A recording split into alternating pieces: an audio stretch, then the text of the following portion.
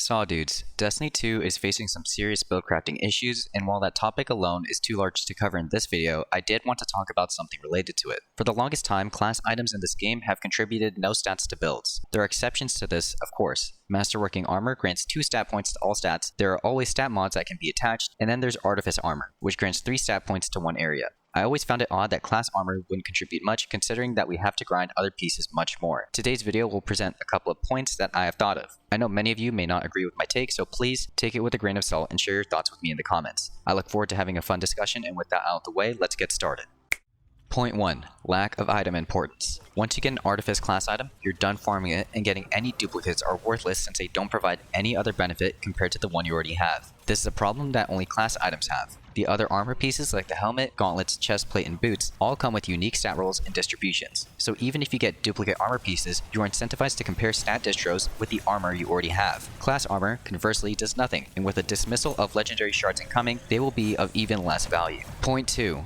RNG Forgiveness and Flexibility. Granting class item stats will not break the game as some believe. I read some posts about this before writing my script and formulating an argument. Stats in this game are as important as builds and directly impact gameplay. Giving these armor pieces points will give more builds flexibility and some form of RNG forgiveness. Currently, we have 4 out of the 5 armor slots contributing to the bulk of our stat total, meaning that if one piece is hot garbage, we may not hit the desired stat spread. By allowing a cloak, bond, or mark to add points, we can essentially pad out our lacking areas. This flexibility can extend into the mod space as well. I'll use a personal example to convey my point. In all of my builds, I make sure to use a stat mod to max out my resilience if possible and raise the stat total of my build. However, using a full resilience mod costs 4 energy, reducing my options when it comes to build crafting. If I had a mark that had a decent stat spread and accommodated to my desire for more resilience, I could probably skip out on using the mod altogether and prioritize on something else. Point 3. Stat caps do not need to be 60. I have a feeling that many of you will criticize my argument and say something to the effect of, Destiny was built on a tier system and too many stat points will break it. To that I say, limit the amount of points that class items will grant. We don't need class items that exceed 60 total points, and at this point I think 30 or 40 will be good enough. Having 30 total stat points before masterworking can put some stats over the edge when it comes to tiers. At worst, it means that each category is getting 5 points, but that alone would solve a lot of build crafting issues. Point 4. Recent ability regeneration nerfs. I saved my best point for last. The recent orb generation nerf hit ability regeneration pretty hard and soft locked a lot of builds. If you didn't already know, there's a 10-second lockout for generating orbs with heavy-handed, firepower, and reaper. Also, momentum transfer, bolstering detonation, impact induction, and focusing strike all had their energy gains reduced. This hurt a ton of builds, and while it doesn't completely cripple them, it does take away from makes Destiny a fun game. So where do stats come into the equation? In a world where class items contribute, we could level the playing field with the nerf mods. Having more strength or discipline could offset these nerfs by reducing cooldowns. Realistically, this would shave about 5 to 7 seconds off an ability's cooldown, which doesn't sound like much when compared to the amount of ability spam we had before. It's a step in the right direction though, and would benefit players who don't fully understand the mod system. That is my argument, guys.